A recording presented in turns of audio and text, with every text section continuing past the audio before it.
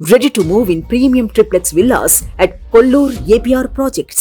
Big breaking చూస్తున్నాం. ఢిల్లీ మద్యం కేసులో మరో కీలక పరిణామం చోటు చేసుకుంది. లిక్కర్ కేసులో అరెస్ట్ అయిన ఎమ్మెల్సీ కవితకు కోర్టులో చుక్కెదురైంది. మధ్యంతర బెయిల్ ని నిరాకరిస్తూ రౌజ్ అవెన్యూ కోర్టు సోమవారం తీర్పు వెలువరించింది. అయితే చిన్న కుమారుడి పరీక్షలు ఉన్నాయని ఈ నెల 16 వరకు మధ్యంతర బెయిల్ కోసం కవిత కోర్టును ఆశ్రయించారు. కవితకు మధ్యంతర బెయిల్ ఇవ్వాలన్న కవిత పిటిషన్ విచారణ చేసిన ఢిల్లీ రౌజ్ అవెన్యూ కోర్టు వాదనలు విని తీర్పును గతవారం రిజర్వ్ చేసిన సంగతి తెలిసిందే. కవితకు బెయిల్ ఇస్తే సాక్షుల్ని ప్రభావితం చేస్తారని, బెయిల్ ఇవ్వొద్దని ఎన్ఫోర్స్మెంట్ డైరెక్టరేట్ అధికారుల తరపున న్యాయవాదులు వాదించారు. ఇదిలా ఉంటే కవిత దాఖలు చేసిన సాధారణ బెయిల్ పిటిషన్ పై రౌజ్ అవెన్యూ కోర్టు ఈ నెల 20న విచారణ జరపనుంది. ఢిల్లీ మద్యం కేసులో ఈడీ అధికారులు మార్చి 15న ఆమెను అరెస్ట్ చేసిన విషయం తెలిసిందే.